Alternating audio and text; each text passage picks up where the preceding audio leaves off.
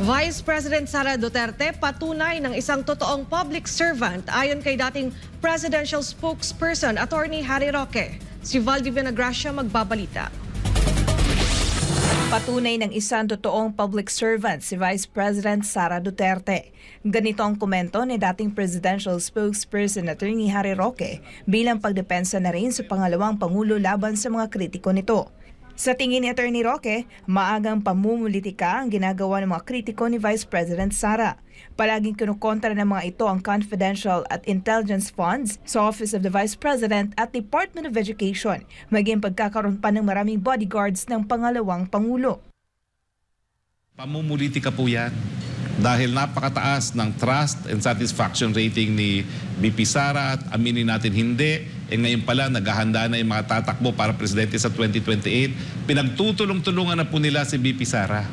Pero hindi po nila magagawa yan dahil tignan mo naman si BP Sara, kahit anong iba to, wala akong pakialam sa inyo. Kung ayaw nyo bigay, huwag nyo ibigay. Pero tuloy-tuloy ang serbisyo ni BP Sara. Ganyan ang leader.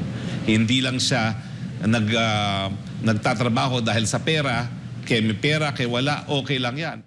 Suportado rin ni Roque ang pahayag ni VP Sara hinggil sa recruitment ng komunista at teroristang grupo sa mga paaralan. Tama naman ang sinasabi niya. Talaga naman kung ikaw ay mamamatay tao at gusto mo talagang i-brainwash ang mga kabataan, gagawin mo yan sa pamamagitan ng mga paaralan. Kaya nga kinakailangan ng confidential fund para po malabanan yung mga komunista na nais mag-penetrate dahil may mga hanay na talaga na mga guro na nais i-brainwash ang mga kabataan. Kaya nga, ACT Concerned teachers daw sila. Pero meron silang ibang mga layunin ang sa komunistang lipunan. teacher. Nauna lang ipinaliwanag ni Vice President Sara na bagamat hindi naman problema sa kanila sa OVP at DepEd na walang confidential at intelligence funds, nakatutulong rin ito para sa pagpapatupad ng iba't ibang proyekto at aktibidad. Halimbawa na dito ang pagmamonitor sa mga aktibidad ng mga komunista, gaya na lang ng recruitment sa public schools.